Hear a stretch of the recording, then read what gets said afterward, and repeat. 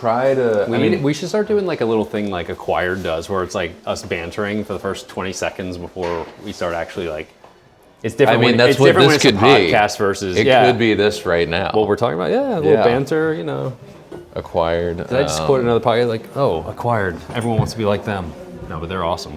I just started the F1 episode today. It's really good. Did that just come out? They just dropped it. Okay. Yeah. I started NFL and I didn't get that interested in it. They referenced that one. I haven't listened to that one yet. Did you do the Mars company? I did the Mars. I did really recently. I did the Coca-Cola one recently, and I did another one recently that was really good. But anyway, I love what those guys do. I think it's crazy. They record them remotely too. Yeah. Oh, I did the Standard Oil from a while back, part 1 and 2. Cool. That was really cool. Yeah, that was cool. Oh, to have an oil good company. Banter. Yeah. Well, you know, it's like funny.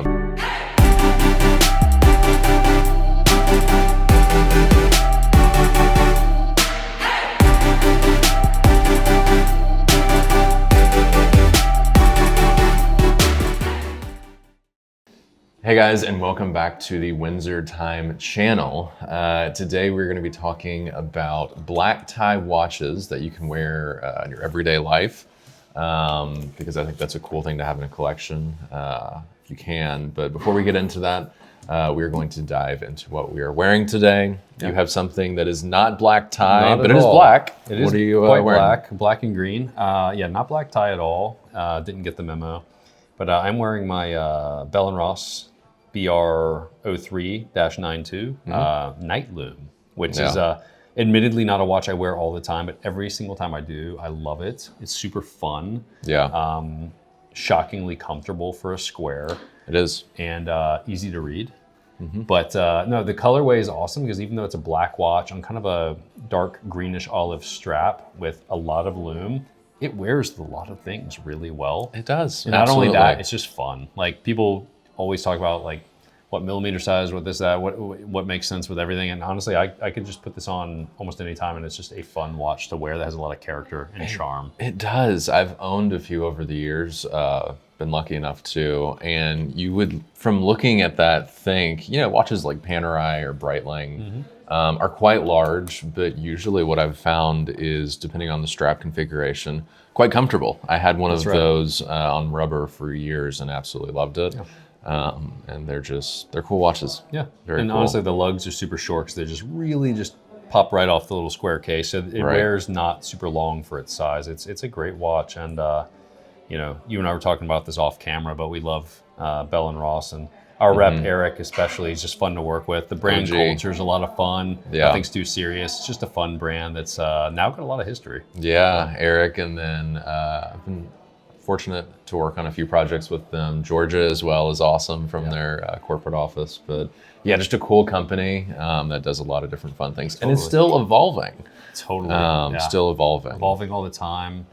They've had a lot of fun partnerships over the years. And I think of them, I think of color, even though a lot of brands are very colorful these days. Like that brand was like on the forefront of big poppy color, especially in the, I would say, early to mid 2000s and today still. Yeah. How about you? What are you wearing? So we're talking about dress watches. So I kind of went off that cue with something that I would say is dress watch adjacent. I don't know if it's full on a dress watch. I think size, I think a little bit slimmer when I think of a true dress watch. But today I'm wearing the IWC Portugueser 7-day in rose gold with a beautiful kind of brownish gray dial. That's awesome. 42 millimeters, and because of that 7-day, you have a little bit thicker case. I think this is like 13 or 14, something like that.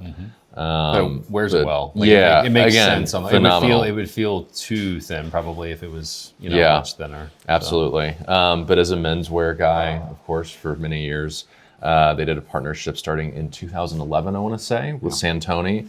On some of their select pieces. So if you flip it over here, you can see Santoni and that kind of orange stitching, or orange backing rather, which is super cool on this crocodile. So a cool one. Love it. So let's talk about black tie watches. When you are looking at a collection, if you have 10 watches or 100 watches, allocating part of your budget to a black tie watch feels like a lot, right? Because it's something at most you're wearing, a handful of times during the year. But it is a really cool occasion when you do. So you want to have something that fills out that category.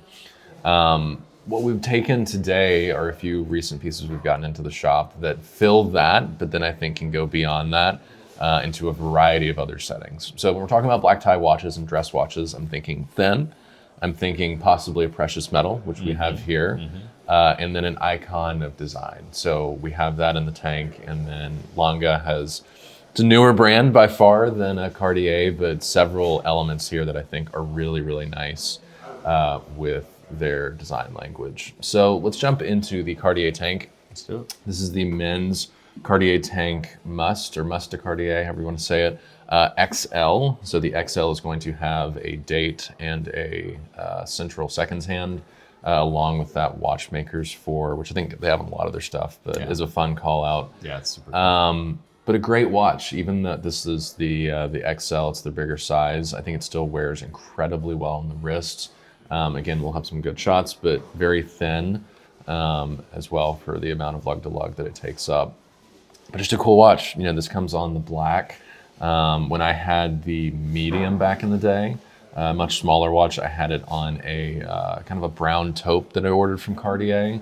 You could put it on a green, really a host of different things, which is such a cool piece. So cool, and quintessential watch today that I feel like 15 or 20 years ago, people would have said, okay, that is a pure dress watch. Yeah. This is a black tie watch that also can be a t-shirt and shorts watch, casual watch today if you want it to be.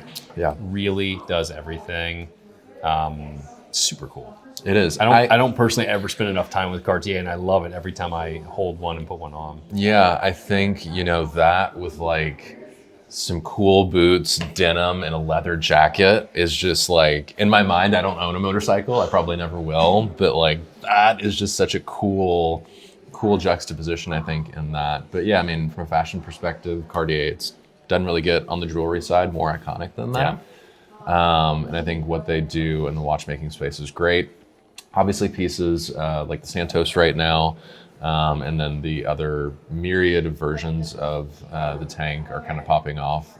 So it's also a piece that I think is getting, not that it hasn't ever been super popular, because you would see like Muhammad Ali back in the day wearing those, when he was coming out of the ring. But yeah, just a really, really solid piece. And this one we have priced, under $4,000. And I think it's a huge amount of historical watch iconography and design to have in a really great daily wearable package. So plus it's automatic, which you would think with the size it makes sense, but you would think smaller, or what could be a smaller dress watch on paper, manually wound, etc. But it is automatic. It's also, like we've said this about a lot of watches on here, this is also kind of like an awesome airplane watch in a way. Yeah. Like if you're flying and you're wearing this and you're sitting next to a guy wearing a Patek Philippe minute repeaper, there's a conversation to be had respectfully about both. Not that it's about what you're wearing, but it's a great do everything watch for good value. Yeah, absolutely. Awesome. What about this guy? Stepping up in price point, coming in the upper 20s, we have a beautiful Lange Saxonia Moonphase. Moonphase, obviously, but then you have the large digital date at the top as well. That's actuated by the pusher at, was that like 11 o'clock? 10 o'clock. 10 o'clock, Pink gold, under 10 millimeters thick. I believe that's 9.8 millimeters. And an automatic, which I feel like you see a little bit less. Lange is known for the beautiful finishing in their movements in a lot of their manuals, but this is just really, really a special piece. The person that owned it before had it on a dark green strap that was really cool as well. Obviously black tie, you could put this on a black strap. And I think that silverish kind of opaline white dial in contrast to if you had like a cool dark navy tuxedo or even a black tuxedo, I think would just be so stunning. And it's a special piece. I got to wear it for a few days while I was photographing it. And I mean, Lange is just, it's interesting. It's such an interesting piece. There's so much heart. There's so much character. It's funny.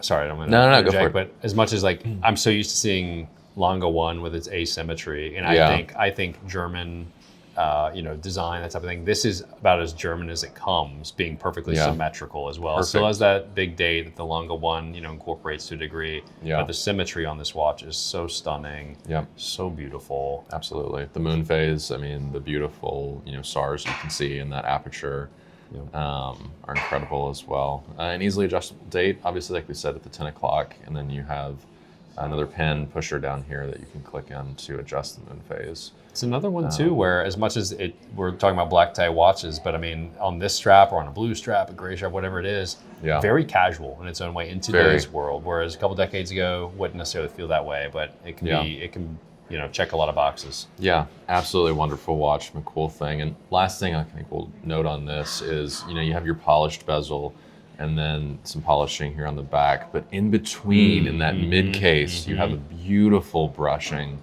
on that pink gold that I think is just really cool. And the use of pink gold, this is a rose gold piece, I love it, but the slight more yellow warmth on this, if you didn't know it wasn't yellow gold, in isolation, it almost looks like an oxidized version. Yeah, I could see that. And their gold seemingly is very unique to them. I don't know if they, I assume they have their own foundry and everything, but I mean, it's very similar yet different to other golds out there. And then you have the contrast of the rotor, which is quite yellow here. So that just stands out from the case so well.